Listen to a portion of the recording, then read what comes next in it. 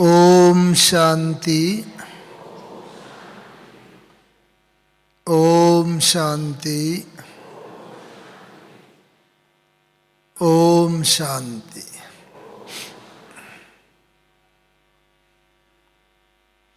एक बार हम सब लोग उस रीति से भी ओम शांति बोलेंगे जैसा हम सब ने सुना है कि यज्ञ के आदि में सब ब्राह्मण वत्स मिल करके बाबा के साथ ओम की ध्वनि किया करते थे। अंदर गहरी श्वास लेंगे और फिर उस श्वास को निकालते हुए ओम की ध्वनि करेंगे और फिर दूसरा गहरा श्वास लेंगे, उस श्वास को निकालते हुए शांति की ध्वनि करेंगे।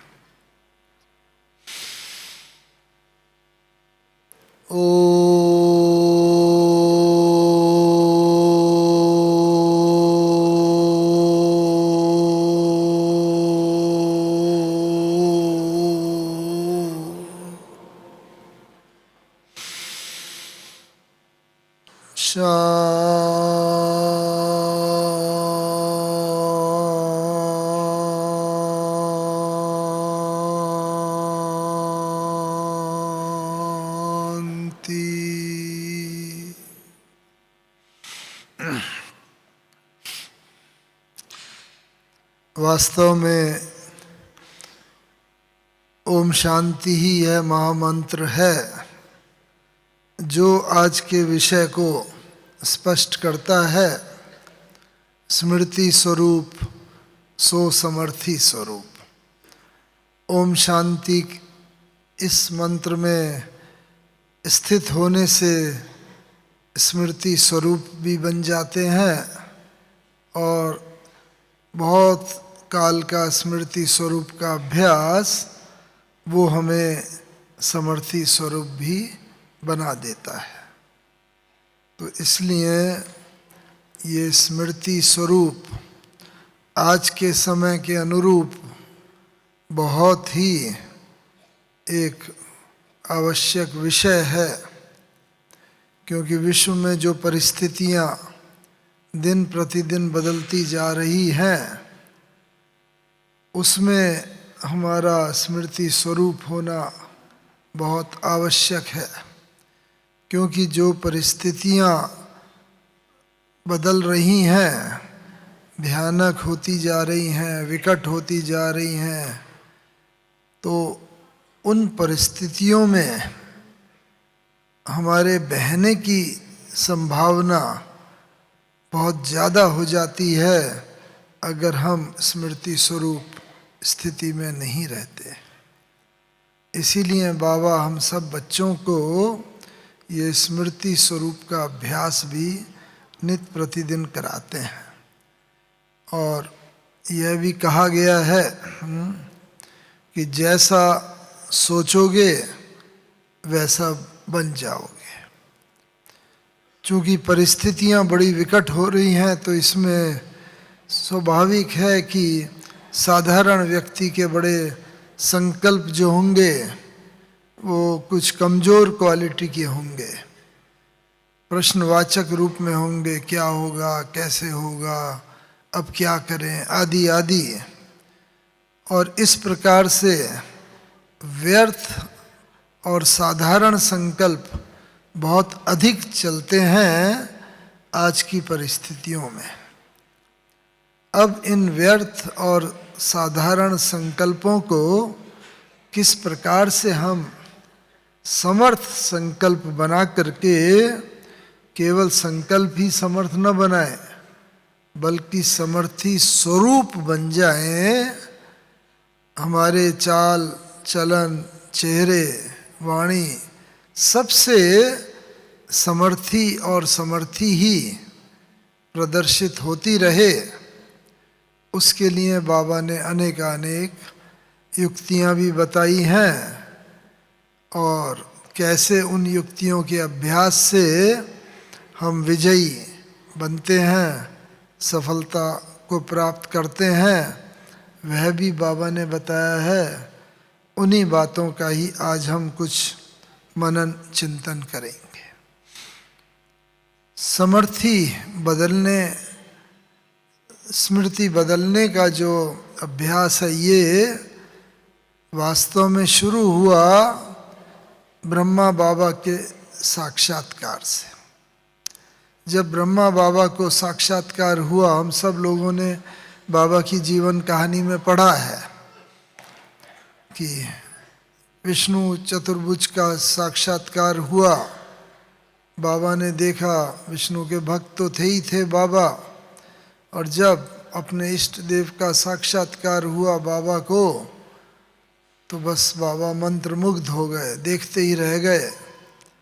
और जब ये आवाज़ आई कि अहम चतुर्भुज तत्त्वम, मैं चतुर्भुज हूँ, विष्णु चतुर्भुज हूँ और तुम भी वही हो, तो ये बाबा ने सुना तो बस बाबा तो गहरे सोच में पड़ गए। क्या अर्थ है इसका, मैं कैसे विष्णु हो सकता हूँ? और अनेक प्रश्न भी बाबा की बुद्धि में आए। वो सब आपने जीवन कहानी में पढ़ा है। बाबा अपने लौकिक गुरु के पास भी गए, उनसे भी कहा, तो गुरु को तो कुछ मालूम नहीं था।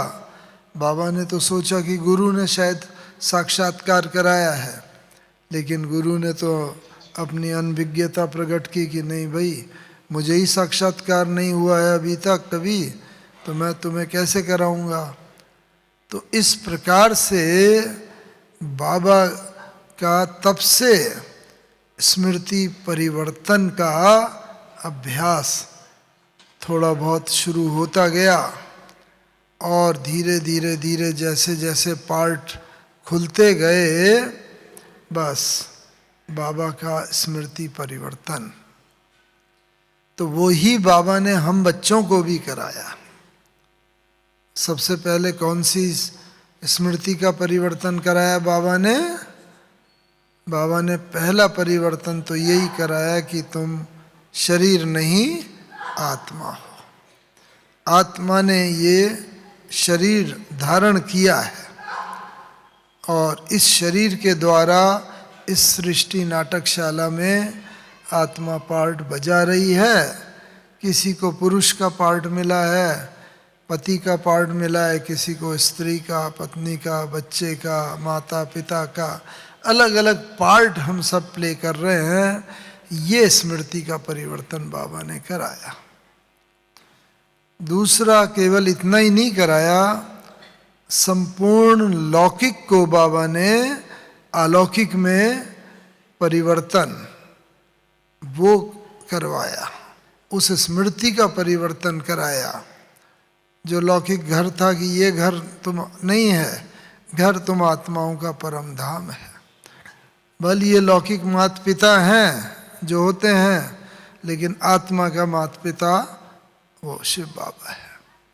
इस तरह लौकिकता को अलौकिकता में परिवर्तन बाबा ने कराया, और साथ ही साथ ये भी बताया कि सब दिन होत न एक समान, परिस्थितियाँ तो आएंगी, संसार में रहते हैं, कभी अच्छी परिस्थिति अनुकूल परिस्थिति है, कभी प्रतिकूल परिस्थिति है। तो बाबा ने उसकी भी विधि बताई कि प्रतिकूल परिस्थिति अगर आती है तो आपदा को कैसे खेल के रूप में परिवर्तन कर दो। आपदा है, पेपर आया है, आज ये पेपर है, पेपर तो रहने के लिए थोड़ी आता है, पेपर चला जाता है।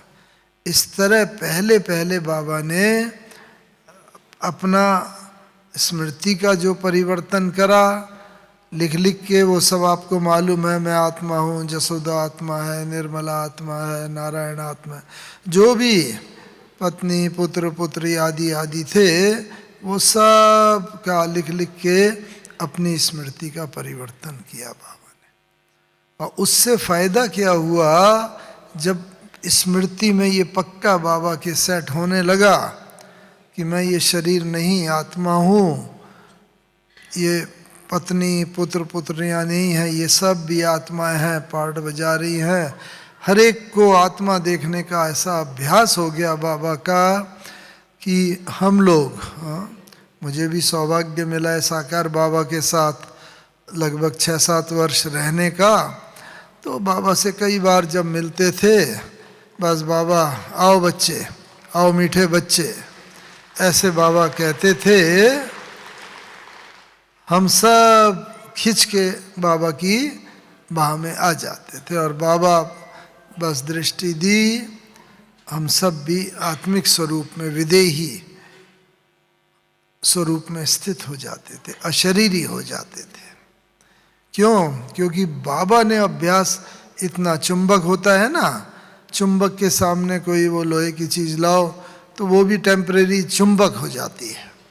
जब दूर हटाओ तो भले उसका चुंबक खत्म हो जाए, कम हो जाए, लेकिन उस समय तो वो आके एकदम चुंबक के साथ। तो बाबा ऐसा मैग्नेट था।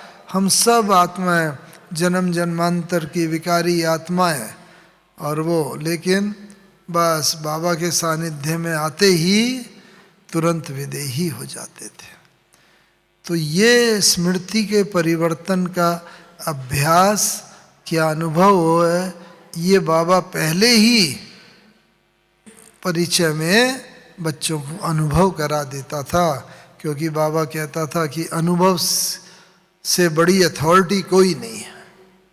सुनी हुई बात भूल सकती है, देखी हुई बात भूल सकते, लेकिन अनुभव की हुई बात जीवन में छप कर रह जाती है।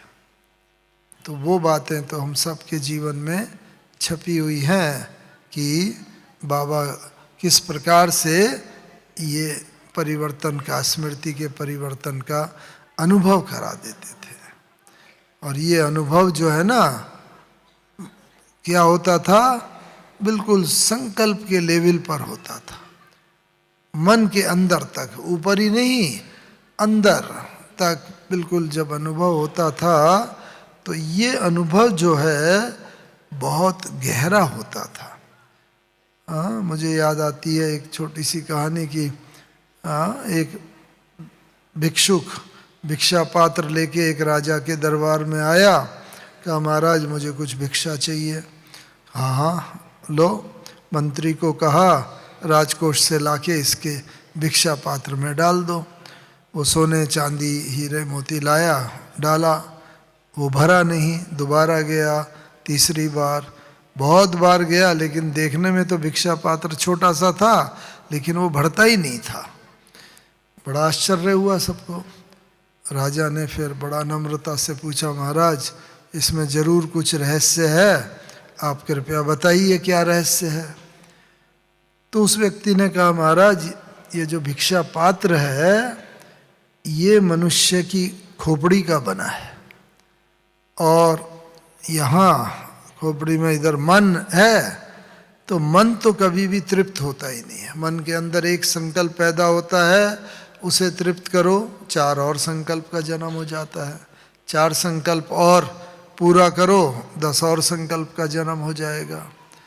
तो इसीलिए ये जो है मन जो है वो चूंकि तृप्त नहीं होता है, ये भिक्षा पात्र उसी का प्रतीक है। तो इसका भाव क्या है कि अगर हम चाहते हैं कि ये भिक्षा पात्र, हाँ ये मन जो है, क्योंकि भिक्षा ही मांगता है भगवान से, किसी से कोई ना कोई कामना इच्छा मनुष्य की रहती है।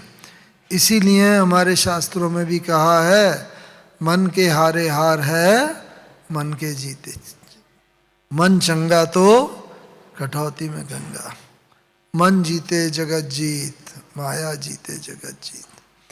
तो मन को जीतने की जो बात है, ये वास्तव में संकल्प जो स्मृति की बात है आज, उससे डायरेक्टली कनेक्टेड है। तो स्मृति, हाँ संकल्प क्या है, एक यूनिट है, एक बिंदी है, एक संकल्प बिंदी, दूसरा संकल्प आया, दूसरी बिंदी, तीसरा। तो ये बिंदियाँ किस शेप में सेट होती हैं, बस वैसी स्मृति बन जाती है। मानो ये बिंदी प्रश्नवाचक रूप में सेट हो रही हैं क्वेश्चन मार्क में, तो वो स्मृति भी प्रश्नवाचक हो जाएगी। क्यों, क्या, कैसे? क्योंकि बिंदी एक यूनिट है, संकल्प है। तो इसीलिए ये संकल्प को हमें देखना है कि ये संकल्प किस रीति से हमारे पैदा हो रहे हैं, और संकल्पों को शक्तिशाली बनाने के लिए बाबा ने हम लोगों को क्या दिया है। जैसे ब्रह्मा बाबा को तो दिया अहम चतुर्भुज तत्वम, ऐसे हम बच्चों को क्या संकल्प बाबा ने दिया हुआ है सभी के लिए। हम ब्राह्मण सो फरिश्ता सो देवता, ये संकल्प हम सब के लिए है। अभी हमें शूद्र से बाबा ने ब्राह्मण बना दिया, तो हम ब्राह्मण सो फरिश्ता सो देवता। तो ये जो संकल्प है, इसको स्मृति को हमें शक्तिशाली बनाना है। और जितनी ये स्मृति शक्तिशाली होती रहेगी, उतना उतना हम अपने लक्ष्य की तरफ, फरिश्ता स्वरूप की तरफ, देवता स्वरूप की तरफ बढ़ते जाएंगे। और इसमें बढ़ने में हम सभी व्यवहारिक हैं, अपनी अपनी प्रवृत्ति में रहते हैं, काम धंधा करते हैं। क्या अनुभव करते हैं, क्या चीज रुकावट डालती है? हाँ, क्या रुकावट डालती है? माया कहो, हमारे कमजोर संकल्प करो। वास्तव में ये जो है, ये रुकावट डालती है। और ये पुराने संकल्प, कमजोर संकल्प जो आते हैं, हाँ, व्यर्थ संकल्प जो होते हैं, माया और कुछ नहीं, हमारे ही संकल्प है। पेपर तो बाहर से आता है, समस्या बाहर से आती है, माया अंदर से आती है। कमजोर संकल्प तो मन में पैदा होते हैं ना। समस्याएं तो आएंगी जब तक संसार में है, तो पेपर आएंगे, लेकिन हमें ये देखना है कि उसके रिएक्शन स्वरूप में हमारे माया कमजोर संकल्पों की श्रृंखला न लग जाए। इसीलिए इसमें हमें व्यर्थ, क्योंकि ब्रह्मा बाबा को भी ना, अब बाबा भी प्रवृत्ति वाला था। जब दादा लेखराज था बाबा, तो एक आदर्श पति था, समाज का एक बहुत नामी ग्रामी व्यापारी था, बहुत हीरे जवाहरात का व्यापारी, पत्नी थे, बच्चे थे, बहुत ही जो समाज के अंदर जिसकी इज्जत होती है वो बाबा की थी। तो उस रीति से, हाँ, फिर वो ही ब्रह्मा बाबा बना, सारी स्मृति को परिवर्तन करके। कैसे बना? हाँ, मुझे एक शिल्पकार की बात याद आती है। एक मूर्तिकार था, मूर्ति बड़ी अच्छी बनाता था पत्थरों से। तो सब लोग पूछा करते थे, अरे भाई इतनी बढ़िया मूर्ति कैसे बनाते हो आप, एकदम हूबहू। तो वो कहते, मैं मूर्ति तो बनाता नहीं हूँ, पत्थर जो लिया उसके बाहर जितना भी एक्स्ट्रा है, व्यर्थ है, वेस्ट है, उसे निकाल देता हूँ, मूर्ति अपने आप ही प्रत्यक्ष हो जाती है। कितनी सहज बात है। ऐसे ही आज आवश्यकता ये है कि हमारे चारों तरफ भी व्यर्थ का आवरण काफी चढ़ा हुआ है। व्यर्थ संकल्प, व्यर्थ बोल, व्यर्थ कर्म, व्यर्थ समय वेस्ट जाना, आदि आदि व्यर्थता काफी है। तो उस व्यर्थ को जितना हम निकालते जाएंगे, तो हमारे अंदर ही जो फरिश्ता स्वरूप, जो देवता स्वरूप छिपा हुआ है ना, वो अपने आप प्रत्यक्ष होता चला जाएगा। तो इसीलिए आवश्यकता ये है कि उस व्यर्थ को हम धीरे धीरे से निकालते जाएं, और जितना निकाल जाएंगे उतना उतना हम मंजिल के करीब आते जाएंगे। संसार में वैसे कई परिस्थितियां होती हैं, कई बातें होती हैं, हाँ? उन समस्याओं को 3 पार्ट में यूजुअली बांट देते हैं, आधि, व्याधि और उपाधि। यानी शरीर की समस्याएं, समाज की समस्याएं, धन की समस्याएं और रोग आदि, ये जितनी है आदि व्याधि उपाधि सब। लेकिन इनका उपाय क्या है? इनका उपाय है क्या? वो एक कहानी से स्पष्ट होता है। एक गुरुजी के पास ना एक व्यक्ति आया, उसने देखा 5-6 चेले बैठे हैं, गुरुजी कोई प्रवचन कर रहे हैं, सब सुन रहे हैं बड़े तल्लीन होके। वो भी बैठ गया, वो भी सुनने लगा, अपनी कई बातें मन में उसके थीं।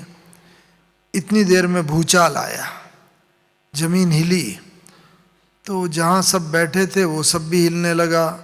वो एक छपरे के नीचे बैठे हुए थे, कच्चा सा वो था छत, वो भी हिलने लगी, कभी भी गिर सकती थी। तो सब लोग उठ के भागे बाहर, और भाई अर्थक्वेक आया, भूचाल आया, गुरुजी बाहर आओ। गुरुजी वहीं के वहीं बैठे रहे, सब बाहर, और बाहर से ही चिल्ला रहे हैं, गुरुजी आप भी बाहर आइए, ये कभी भी गिर सकता है, बहुत हिल रहा है।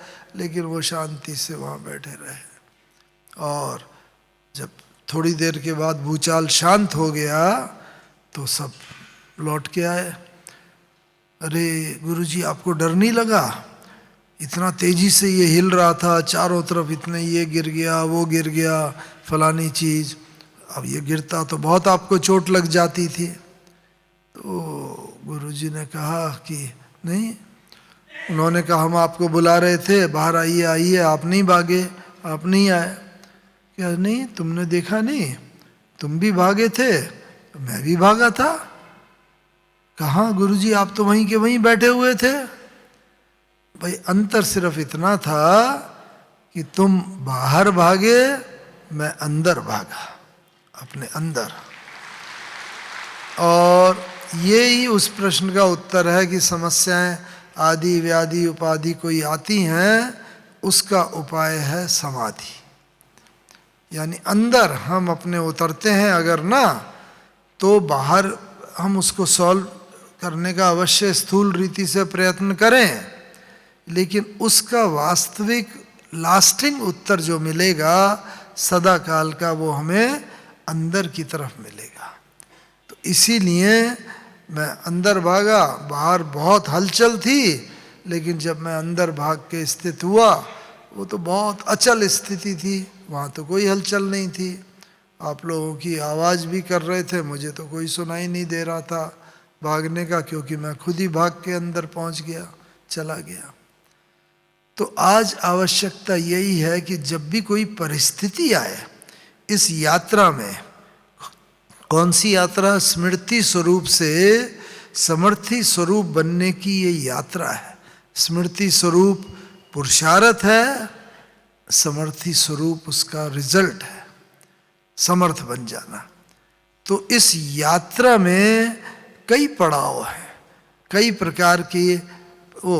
दिल्ली से कलकत्ता जाना हो तो बहुत स्टेशन पड़ेंगे, यहाँ से भी अब आप जाएंगे अलग अलग जगह, दिल्ली जो जाएंगे गए होंगे, बस कई शहर पड़ेंगे, अजमेर पड़ेगा, जयपुर पड़ेगा, आदि आदि। भले वहाँ रुके नहीं, रुक गए तो रुक गए, बस सी दृश्य देखते हुए आगे बढ़ते जाए। इसीलिए एक स्मृति स्वरूप बनने के लिए यह आवश्यक है कि हम आगे बढ़ते जाएं, और जो परिस्थितियां आती हैं ना, तो हम अपनी स्वस्थिति को इतना शक्तिशाली बना लें कि परिस्थिति हमारे ऊपर वार न कर सके। परिस्थितियां तो सबके सामने आएंगी। हमने देखा ब्रह्मा बाबा के सामने भी बहुत परिस्थितियां आई, दादियों के साथ रहने का भी बहुत सौभाग्य मिला, बड़ी दादी के साथ, दूसरी और दादियों के साथ, वर्तमान समय भी। तो इस समय हम देख रहे हैं कि परिस्थितियां आएंगी, लेकिन अपनी स्वस्थिति से हम उन परिस्थितियों को इतना नीचे कर दें, हमारी स्वस्थिति ऊपर हो जाए। फॉर एग्जाम्पल, ब्रह्मा बाबा थे, अब इतनी आयु थी, 93 ईयर्स की एज थी। माउंट आबू में कितनी ठंडी पड़ती है, कई बार बाबा को मुरली चलाते चलाते वैसे खांसी भी आ जाती थी, इतना ठंडी के दिन। और वो, लेकिन बाबा ने अपने लिए क्या युक्ति रची हुई थी, बस बाबा के संदली के पास ही श्री कृष्ण का ट्रांसलाइट का चित्र होता था, लक्ष्मी नारायण का चित्र होता था, और बाबा खांसते खांसते कई बार बाबा की आंखें भी गीली जैसी हो जाती थीं। हम लोगों को लगता था कि बाबा को जैसे बहुत कष्ट हो रहा है, तकलीफ हो रही है, लेकिन बस बाबा मुरली सुनाते खांसते हुए। फिर देखो बच्चे, अभी तो ये शरीर भी 5 तत्वों का बना हुआ तमो प्रधान हो गया है और आत्मा भी तमोगुणी है। अब हम सब सतो प्रधान बनते जा रहे हैं। कल बाबा जाके ऐसा विष्णु कृष्ण बनेगा, नई दुनिया होगी, प्रकृति के 5 तत्व भी सतो प्रधान होंगे और ऐसी नई दुनिया में हम सब जा रहे हैं। वाह, बच्चों को परिस्थितियों के वशीभूत नहीं होके खूब खुश रहना चाहिए। कल हम ऐसी दुनिया के मालिक बनेंगे, महाराजा बनेंगे, महारानी बनेंगे। बच्चों को खुशी में ठगियाँ मारनी चाहिए। और बाबा ऐसे करके भी ना, कहाँ कुछ सेकंड पहले खांसी आ रही थी और कहाँ खुशी में बाबा, वाह कल मैं जाके ऐसा बनूंगा। बाबा के चेहरे पर एकदम मुस्कान, खुशी। तो स्वस्थिति इतनी शक्तिशाली बना लें, परिस्थिति आए कि परिस्थिति हम पर वार ना कर सके। वो ही हमें अपने लिए खुद ही, क्योंकि सबकी परिस्थितियां अपनी अपनी हैं, अलग अलग हैं। हर परिस्थिति को हैंडल करने के लिए हमारे पास ऐसा स्वस्थिति रूपी टूल हो कि बस वो स्वस्थिति से हम उस परिस्थिति को पार कर लें। और जब जितना जितना पार करते जाते हैं, अक्सर करके क्या होता है, कोई परिस्थिति आती है ना, अक्सर करके हमारा स्वभाव हो गया है, हम दूसरे को ब्लेम करते हैं। उसने ये करा तो मुझे क्रोध आ गया, उसने ये। और बचपन से ही हम आदत डाल देते हैं बच्चों की। हाँ, माताएं भी बैठी हैं, याद करो जब छोटा बच्चा होता है ना, वो थोड़ा छोटा चलना सीखता है, तो गिरता है, थोड़ा चोट लगती है, रोने लगता है। घर में माताएं क्या करती हैं, हाँ, वो उसको थोड़ा ले उठाया और जमीन को मारते हैं, हाँ देखो इससे तुझे चोट लगी, और उसको ये करके, और वो बच्चा भी देख के शांत हो जाता है। ऐसा होता है ना। वो अब जमीन तो वही है, बच्चा गिरा, लेकिन बच्चे के माइंड में हमने बचपन से ही डाल दिया कि तू गलत नहीं है, हमेशा दूसरा ही गलत है। तुझे अगर तकलीफ हुई है, किसी चीज़ से प्रॉब्लम हुई है, उसके माइंड में ये सॉल्यूशन डाल दिया कि you are never wrong, others are wrong. बस दूसरे गलत हैं, और ये जीवन भर उसका चलता रहता है। कोई भी परिस्थिति आती है वो दूसरे पर, हाँ, जिंदगी भर एक ही भूल करते रहे। कौन सी? जिंदगी भर एक ही भूल करते रहे, धूल चेहरे पर थी, आईना साफ करते रहे, आईने को देखते रहे। तो प्रॉब्लम हमारे साथ होती है, लेकिन हम दूसरे को वो करते हैं, उसकी वजह से कभी आईने को साफ किया, कभी व्यक्ति को ब्लेम किया। तो ये ब्लेम गेम जो होता है, किसी भी व्यक्ति को ब्लेम करने का, ये हमें स्मृति स्वरूप नहीं बनने देता। क्योंकि स्मृति में दूसरा व्यक्ति आ जाता है, उसके कारण मेरी ये परिस्थिति हुई, मुझे ये नुकसान हुआ, मेरी इज्जत को ये बट्टा लगा। तो स्मृति में जहाँ पर नेगेटिविटी आई, बस स्मृति स्वरूप नहीं बन पाते। इसलिए बाबा ने उसके लिए क्या कहा है, हाँ, मनुष्य आत्मा, अनेक गुण हैं आत्मा के, सुख, शांति, आनंद, पवित्रता, प्रेम, ज्ञान, शक्ति, सब 7 गुण जो बताए हैं, उसमें भी सबसे बड़े से बड़ा गुण कौन सा बताया है बाबा ने? आत्मा प्रेम स्वरूप है। हम सब भी किसी न किसी रीति से प्रेमवश खिंच करके ही तो आ गए। बाबा का प्रेम निमित्त, दादियों का, दीदियों का, सेंटर इंचार्ज बहनों का, भाई बहनों का निस्वार्थ प्रेम, वो हमें यहाँ पर तक खींच लाया है। और ये प्रेम की वजह से क्या है, बस इस प्रेम में जो जितना धीरे धीरे धीरे डूबता जाएगा ना, वो पार हो जाएगा।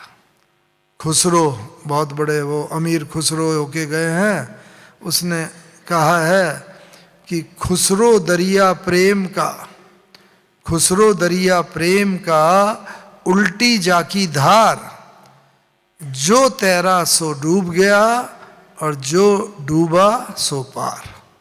प्रेम के दरिया में जो डूबा, ईश्वर का प्रेम का दरिया जो है बाबा का, जो इसमें डूब गया वो तो पार हो गया, और जो इस ईश्वर के दरिया को पहचान नहीं सका, दरिया है वो तैरने लगा, वो इसमें डूब गया, खत्म हो गया। तो वो पार, दुनिया वाले इस बात को नहीं समझते, लेकिन हम बच्चे अब जो समझने लगे हैं, हमें इस प्रेम की भाषा, तभी तो कहा है ना, ये 2.5 अक्षर प्रेम का पढ़े सो पंडित हुए। तो ये इस शब्द को पहचानना है। लेकिन वर्तमान समय के प्रमाण बाबा ने एक सावधानी हम बच्चों को और दी है। कौन सी? वो सावधानी ये है कि प्रेम स्वरूप बनो, सब आत्माओं को प्रेम दो, सहानुभूति दो, सबसे दुआएं लो, दुआएं देते रहो, सुख दो, सुख लो, दुख किसी को न दो न लो, सब बातें बाबा ने बताई हैं। लेकिन इसके अंदर मुख्य बात क्या है कि पहचानने की 2 शक्तियां बाबा ने बताई।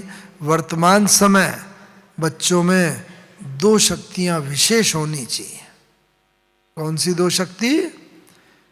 एक निर्णय शक्ति कहें या परखने की शक्ति कहें, वो बहुत आवश्यक है। क्यों? क्योंकि अगर माया क्रूड फॉर्म में आती है, ऐसे क्रोध के रूप में आई, अहंकार के, ईर्ष्या के, घृणा के, द्वेष में, बदले की भावना के रूप में माया या कमजोरी आती है, तो हम इसे पहचान लेंगे, ये नेगेटिविटी है, नकारात्मकता है, माया का स्वरूप है, कमजोरी है हमारी, पहचान लेंगे। लेकिन अब माया इस स्वरूप में नहीं आएगी। अब माया बहुत ही मोहनी स्वरूप में आएगी, जिसे पहचानना भी बहुत कठिन होगा। इसीलिए उदाहरण के तौर पर जैसे माया का कोई स्वरूप, बाबा ने कहा सबसे प्रेम करो, प्रेम होना चाहिए, स्नेह होना चाहिए, लेकिन अति प्रेम भी अगर किसी से है तो क्या होगा फिर? मेरा ये तो रहा नहीं कि मेरा तो एक शिव बाबा, दूसरा ना कोई। जब तक उसे अपने दिल की बात नहीं बताएंगे, जिससे अति स्नेह अति प्रेम होगा, तब तक चैन नहीं पड़ेगा, तब तक उस व्यक्ति को सारे दिल का हाल नहीं कह देंगे, तब ये बात तो रही नहीं कि मेरा तो एक बाबा, दूसरा ना कोई। तो इसीलिए अंतमति सो गति नहीं हो सकती। अंतमति सो गति के लिए ये आवश्यक है कि अंत में कोई याद ना आए, और अंत में याद वो ही व्यक्ति ज़्यादा आते हैं। कौन? जिनसे या तो अति प्रेम होता है, स्नेह होता है, या कोई दुश्मनी, घृणा ऐसी होती है जो कई बार तो पुश्तैनी चलती आती है, एक पीढ़ी से दूसरी पीढ़ी, तीसरी पीढ़ी, चौथी पीढ़ी तक भी वो चलती आती है। तो इसीलिए अभी आवश्यक ये है कि किसी से अति स्नेह भी न हो, न किसी से पीड़ा हो, सबसे बराबर का हो।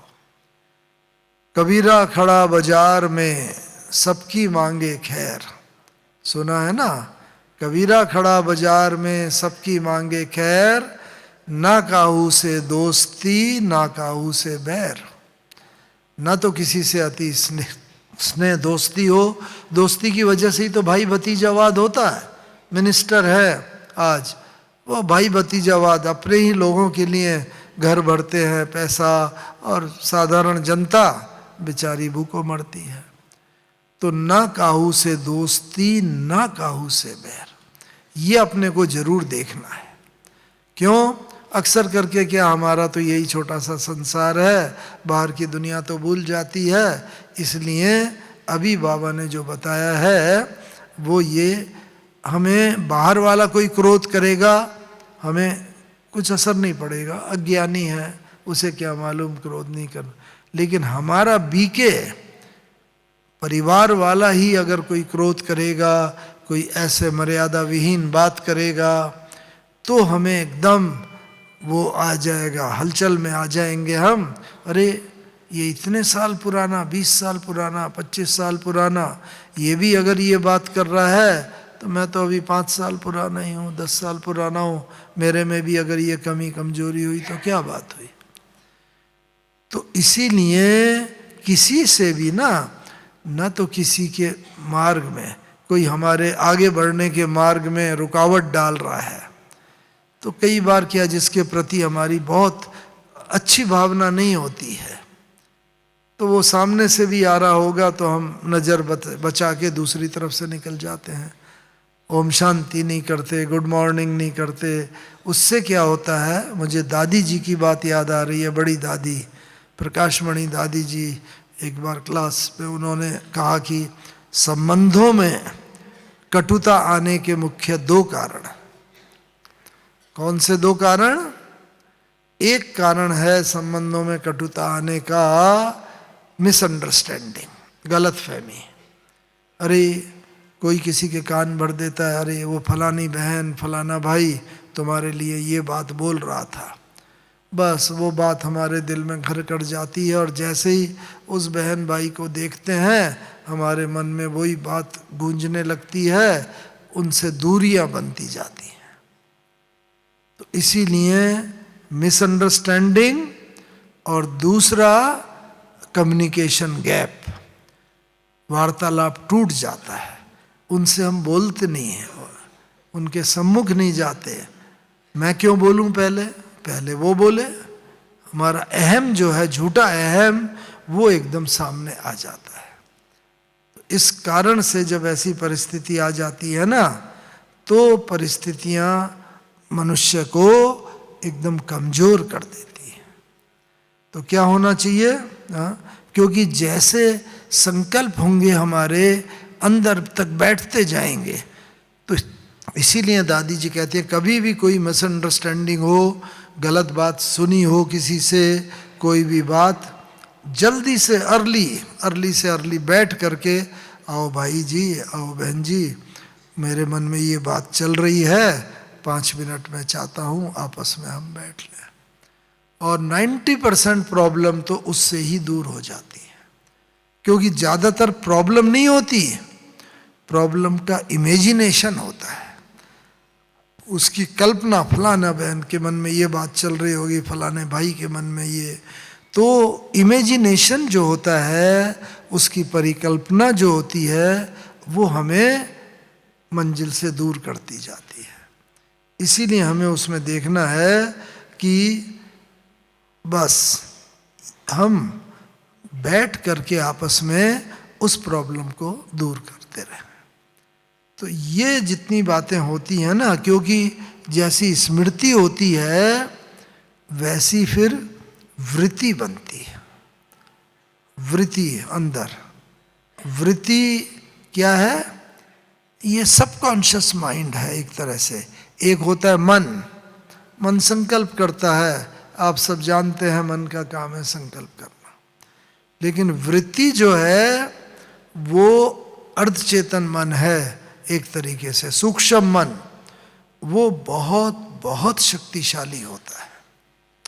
अगर 10% साधारण मन की शक्ति होती है तो 90% वृत्ति की वैल्यू होती है, सबकॉन्शियस माइंड की वैल्यू होती है। वो इसीलिए तो बाबा बार बार रोज रोज मुरली में कहता है, तुम आत्मा हो, ये शरीर नहीं हो, मुझे याद करो। जितना जितना ये बात हमारे सूक्ष्म मन के अंदर, सबकॉन्शियस माइंड के अंदर घुसती जाएगी, तो उतना उतना हमारा सबकॉन्शियस अंत मते सो गति के लिए बाबा तैयार कर रहा है। फिर अंत में जितनी ये बात घुसी हुई होगी, मैं आत्मा हूँ, मैं शरीर नहीं हूँ, अंत में वो ही स्मृति आएगी। इसीलिए इसके अभ्यास में हम बैठें, भले हमारा मन भागे, कोई नहीं, आज 10 मिनट भागा, कल बैठेंगे तो 9 मिनट भागेगा, 1 मिनट फायदा हुआ, और अभ्यास करेंगे 8 मिनट भागेगा। धीरे धीरे ऐसा समय आएगा, बाबा का भी मन भागता था, जब बाबा का मन भागता था तो बाबा कहता था क्यों भाग रहा है मन? तो बाबा ने मन को पत्र लिखा। उसकी कॉपी हम लोगों को दी गई थी। बाबा ने तो सिंधी में लिखा।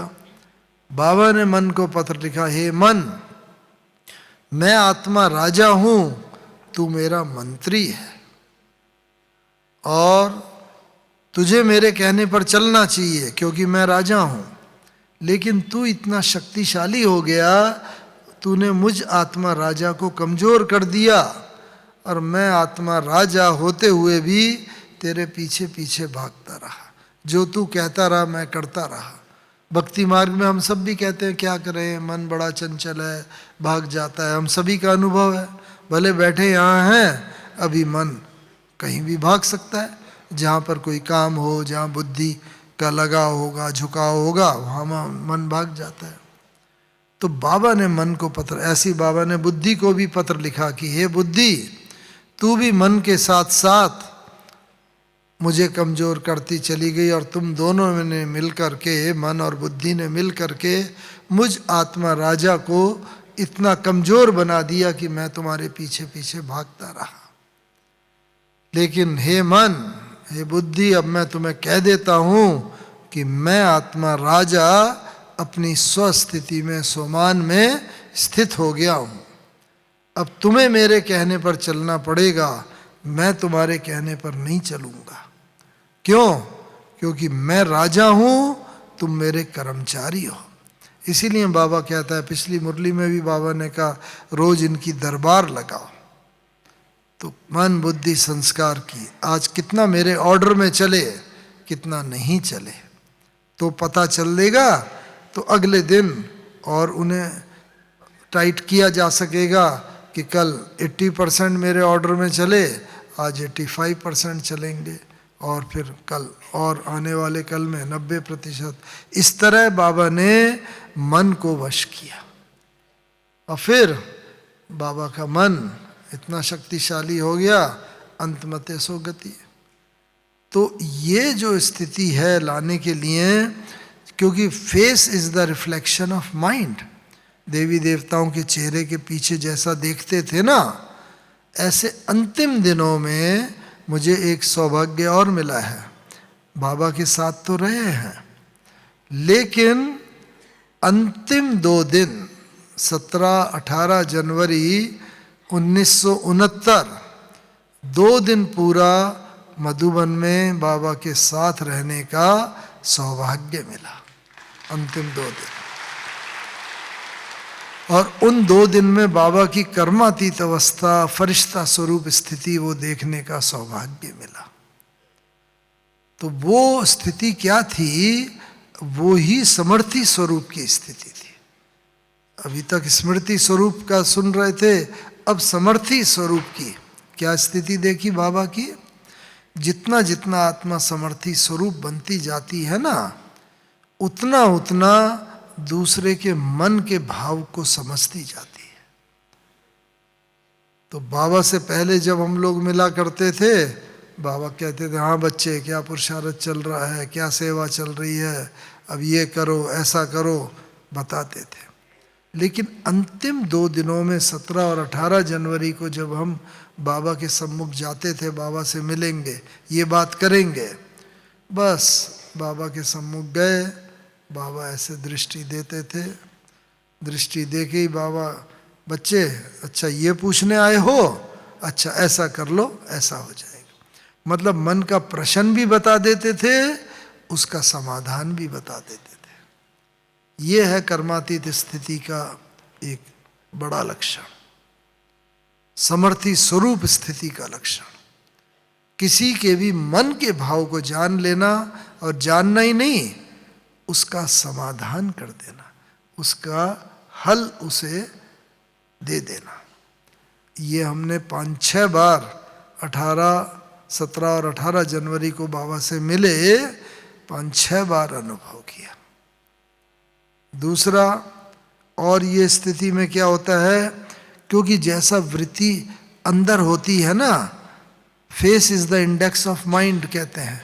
मन जब एकदम स्मृति स्वरूप, समर्थी स्वरूप हो गया, उसका रिफ्लेक्शन फेस पर भी आने लगता है। किस रीति से? ऑरा की फॉर्म में, आभा मंडल की तरह। जैसे देवी देवताओं के चित्र देखते हैं ना, तो देवी देवताओं के चित्रों के पीछे आभा मंडल दिखाते हैं, कोई येलो, गोल्डन येलो, पीला, सफ़ेद, बड़ा शक्तिशाली, देखने में ही बड़ा शोभनीक लगता है। ऐसे ही हम सब के पीछे भी वो आभा मंडल है। इन आँखों से दिखाई नहीं देता, लेकिन उसको कैमरे से खींचा जा सकता है, स्पेशल कैमरा। मुझे भी वो रशियन साइंटिस्ट एक था, किरलियन, उसने उस कैमरे को इजाद किया, फोटो निकाला उसका, उस कैमरे का निर्माण किया। मुझे भी कुछ वर्ष पहले है अनेक विश्व के देशों में जाने का सौभाग्य मिला है, लेकिन रशिया में खास सेंट पीटर्सबर्ग जगह है जहाँ पर उनकी वर्ल्ड विश्वव्यापी इंस्टीट्यूट है, किरलियन इंस्टीट्यूट ऑफ फोटोग्राफी। तो वहाँ का डायरेक्टर को बहन जी ने सेंटर पर बुलाया, उसके साथ बात की, बताया हमारे साइंटिस्ट इंजीनियर विंग के चेयरपर्सन आपके पास आ रहे हैं, आप टेक्निकली उनके साथ ये बात करना। सारा दिन हम लोग साथ रहे। उसने कई हमारे भी ऑरा निकाले, चेहरे का ऑरा, हर पार्ट का ऑरा होता है, अंगूठे का ऑरा अलग होता है, आँख का, कान का, मुंह का, और सबका ऑरा मिला के मुंह के चारों तरफ वो लाइट का ताज आता है। तो अंत में उसने एक बहुत अच्छी बात बताई कि विश्व के सारे लोग मेरे पास आते हैं, भारत के भी अलग अलग मठ, संप्रदाय, धर्मों के लोग आते हैं, सब तरफ के मैं व्यक्तियों के ऑरा निकालता हूँ, लेकिन जितना बढ़िया ऑरा इन ब्रह्मा कुमारी वालों का होता है, इतना अच्छा ऑरा किसी का नहीं है। देखो, ये हम सबके लिए गौरव की बात है ना। बाबा ने क्यों? क्योंकि हमारा मन शुद्ध बाबा ने किया है। मन से ऑरा बनता है। मन, द्वापर युग में भी जो ऋषि मुनि होते थे सतो प्रधान, पहले बाबा ने, भक्ति भी सतो प्रधान होती है। बाबा ने कहा जब भक्ति भी अपनी शुद्ध अवस्था में थी, उनके सामने भी प्रकृति दासी थी। और वो, हाँ, इसीलिए भगवान को भी ना कई बार प्रकृति का दूसरा रूप बोलते हैं, भगवान। हाँ, बड़ी अच्छी व्याख्या की है, नेचर जो है। तो भगवान, इसका क्या? भ से भूतल पृथ्वी, ग से गगन आकाश, व से वायु, और अ का डंडा यानी आकाश, और न से नीर। यानी ये 5 तत्वों पर भी का भी जो निर्माता है, भक्ति मार्ग में तो गलते हैं प्रकृति के 5 तत्व, वो भगवान है। तो बाबा ने अब प्रकृति को बताया है कि ये प्रकृति तो तुम्हारी रचना है, आप रचयिता हो। जब आप सतो प्रधान होते हो, प्रकृति भी सतो प्रधान होती है। जब आप रजो प्रधान होते हो, प्रकृति भी रजो। अभी आप आत्माएं भी तमो प्रधान बन गई हो, तो प्रकृति भी तमो प्रधान बन गई है। अब इसको भी सतो प्रधान बनाना है, इसलिए इस प्रकृति को भी रोज योगदान करो। और ब्रह्मा बाबा वही करते थे। मुझे याद है 18 जनवरी को जब बाबा ने अंतिम मुरली चलाई, और अंतिम मुरली 18 जनवरी की रात्रि क्लास में भी सम्मुख सामने मुरली सुन रहा था। तो मुरली चला के उस दिन, हाँ, बाबा को एक बार भी ना खांसी आई, ना कोई व्याधि हुई किसी भी प्रकार की। और बस मुरली चला के बाबा उठे, अपने कमरे की तरफ चले, और बाहर आके, अच्छा बाबा बच्चों से छुट्टी लेता है, विदा लेता है। ये अक्षर बाबा ने पहले कभी नहीं बोले, उसी दिन ही बोले। और उससे पहले बाबा ने कहा था कि रोज रात्रि 9 बजे क्लास होती है। बाबा ने पहले ही अनाउंस करा दिया कि सब लोग 7 बजे क्लास में आए और भोजन करके आए।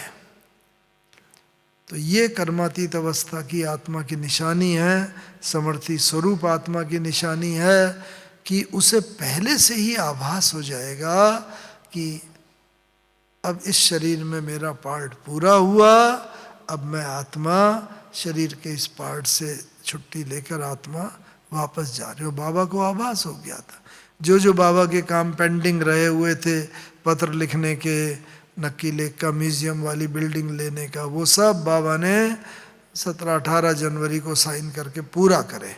एक भी पत्र का उत्तर बाकी न रहा, एक भी बिल्डिंग वो बाकी नहीं रही, सब काम।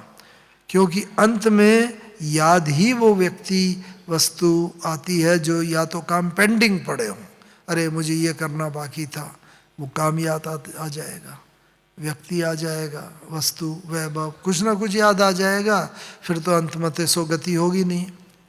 ब्यूटी तो तब है कि हम शरीर अपनी इच्छा से छोड़े। हाँ बाबा, जैसे भीष्म पिता में इच्छा मृत्यु का वरदान था, ब्रह्मा बाबा का भी हमने अपनी आंखों से देखा, भीष्म पितामह की तरह ब्रह्मा बाबा ने भी सारे कर्तव्य किए, लेकिन इस तरीके से किए जैसे बाबा को मालूम था आज मेरा अंतिम दिन है। इसीलिए रोज़ 9 बजे क्लास होती थी रात को, उस दिन बाबा ने कहा 7 बजे बाबा क्लास कराएगा, सब भोजन करके आए। बाबा को मालूम था अगर क्लास के बाद तो बाबा छुट्टी ले लेगा, उसके बाद तो कोई भोजन करेगा नहीं, तो इसीलिए पहले से ही बाबा ने ये सब कर दिया। उसके बाद बाबा आए, मुरली क्लास चलाई, बाबा ने कहा अच्छा बाबा छुट्टी लेता है, विदा लेता है, लेकिन उस दिन एक बार भी ना बाबा को खांसी आई, ना कफ साफ करने की जरूरत पड़ी, कोई समस्या नहीं। और वो इस बात का प्रतीक है बाबा सर्वसमर्थीवान बन गया था, कर्म भोग के ऊपर योग बल ने संपूर्ण रीति से विजय प्राप्त कर ली थी। ऐसे ही बन के हमें जाना है, आपको जाना है, हम सभी बच्चों को बाबा के साथ साथ परम धाम तो हम सबको इकट्ठे ही जाना है, उसके बाद सतयुग में भी हम सब बच्चों को आना है। तो इस कारण से अभी आवश्यकता ये है कि हम ऐसी स्थिति की प्राप्ति करें, और वो तब होगा जब हमारी स्वस्थिति शक्तिशाली हो, कोई भी परिस्थिति आए स्थिति को हिला ना सके। एक राजा के दरबार में एक व्यक्ति आया, 2 हीरे लेकर आया, डायमंड, बिल्कुल एक जैसे थे, कुछ भी फर्क नहीं था। तो राजा को के सामने दोनों रख दिए। राजा को कहा कि महाराज इसमें बताइए कौन सा असली है कौन सा नकली है। पूरे राज दरबार ने बहुत कोशिश करी वो कि बताए, कोई नहीं बता सका। तो एक राजा का मंत्री था, उसके लड़की बड़ी होशियार थी, उसने कहा कि बाहर राजन यहाँ रोशनी कम है, बाहर ले चलते हैं। बाहर रोशनी में ले आए, धूप में ले आए, वहाँ हीरे रख दिए, और उसने देख करके थोड़ी देर के बाद कहा छू करके कि ये असली है ये नकली है। उस आदमी ने स्वीकार किया कि हाँ ये तो बहुत, कैसे पहचाना तुमने? तो उसने बताया, हाँ सबने सुनी होगी कहानी, जो नकली हीरा था ना वो धूप में गर्म हो गया था, असली हीरा वैसा का वैसा था। यानी परिस्थिति के वशीभूत हो गया वो नकली है। अगर हम भी परिस्थितियों के वशीभूत हो के भाई क्या करें, मैं चाहता तो नहीं था, क्रोध आ गया मेरे मुंह से, ये शब्द निकल गए, ये कर लिया, नहीं, अगर वो हो जाता है परिस्थिति के वशीभूत हो गए, मैं आत्मा भी अपनी असली वास्तविक सतो प्रधान स्थिति तक नहीं पहुंचा हूं। इसीलिए बाबा का अंत में यही देखा, जब बाबा ने शरीर भी छोड़ दिया, वो गए, शरीर छोड़ा, दादी जी के हाथ में हाथ, नैन मुलाकात करते शरीर छोड़ा। 2 दिन तक बाबा का शरीर रखा रहा, 18 जनवरी की रात को छोड़ा, पूरा रात रखा रहा शरीर, 19 का दिन 19 की रात, 20 का सारा दिन 20 की रात, 21 को भी जब बड़ी दीदी पहुंच गए टूर से, तो दोपहर के बाद बाबा का संस्कार किया गया। लेकिन बाबा का शरीर वैसे ही चमकता रहा, ना कोई काला पड़ा, न कोई उसमें दुर्गंध आई, न किसी भी प्रकार का डिटोरिएशन हुआ, वो इस बात का प्रतीक है। मन जीते जगत जीत तो बाबा ने बना ही लिया, लेकिन प्रकृति जीते जगत जीत, 5 तत्वों को भी बाबा ने प्रकृति को इतना जीत लिया था। बस अभी हमें यही करना है कि मन के साथ साथ प्रकृति को भी जीतना है, और उसके लिए एक गुण विशेष जो बाबा कहता है अभी बच्चों को आवश्यक ये है, एक तो रहम दिल, किसी की बात को दिल में न रखें, क्षमा करते चले। जो रहम दिल होगा वो क्षमा करता चला जाएगा। हर आत्मा का संस्कार है अपना, तो रहम दिल बन के क्षमा करते चलें।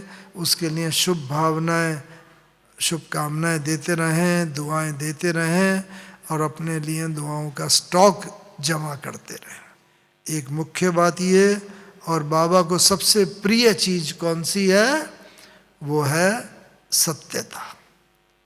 इसीलिए उसे सत्यम शिवम सुंदरम कहते हैं। सच्चे दिल पर साहब राजी। इसीलिए बस बाबा कहता है बच्चे सत्य बनो, सच्चे दिल पर साहब राजी। और बाबा को जब हम सच्चे दिल से अपने बात कह देते हैं, जो बाबा ने कहा है सुबह 4 बजे बाबा चक्कर लगाने आता है, और बच्चे उस वक़्त जो वरदान मांगते हैं बाबा खुले दिल से उन्हें वो वरदान दे देता है। जब इतना इजी फैसिलिटी है तो क्यों ना हम इसका फ़ायदा उठाएं। गंगा के तट पर जाकर भी अगर एक बूंद पानी लिया और प्यासे के प्यासे रहे तो फ़ायदा क्या। तो इसीलिए हम सबका लक्ष्य है समर्थी स्वरूप बनना। तो समर्थी स्वरूप के लिए एक ये आवश्यक है, रहम दिल की भावना, क्षमा की भावना, और इसके साथ सच्चा दिल। और तीसरी बात, देवताएं हमेशा श्रृंगारित दिखाते हैं। तो बाबा ने बताया सबसे अच्छा श्रृंगार कौन सा है, 3 चीज़ों का, ताज, तिलक और तख्त। ताज, प्योरिटी का ताज इस समय धारण करें, तिलक आत्मिक स्मृति का, और बाप दादा का दिल तख्त पर विराजमान रहेंगे। तो ये जितने श्रृंगारित रहेंगे, सतयुग में हम उतना ही श्रृंगारित रूप में हमारी मूर्तियों की द्वापर युग में पूजा होगी, और सतयुग त्रेता में तो चैतन्य में रहेंगे। और अंत में बाबा ने कहा कि हिम्मत का बस 1 कदम बढ़ाओ। तो बाबा 100,000 कदम लेके खड़ा हुआ है।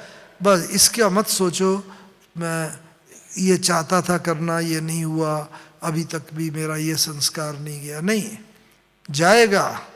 भगवान को हम बच्चे और हमें बाबा, इससे प्यारा और कोई नहीं।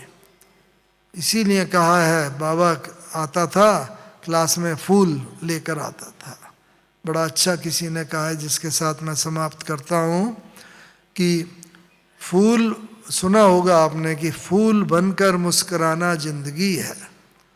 फूल बनकर मुस्कुराना जिंदगी है, मुस्कुराकर गम भुलाना जिंदगी है। जीत कर तुम खुश हुए तो क्या हुआ, हार कर भी मुस्कुराना जिंदगी है। जीवन में हार हो तो भी हम मुस्कुराते रहें, कोई बात नहीं। आज हार हुई, कल जीतेंगे ही। क्यों? क्योंकि हम और बाबा we are made for each other. बाबा हमारे लिए, हम बाबा के लिए। ओम शांति, ओम शांति।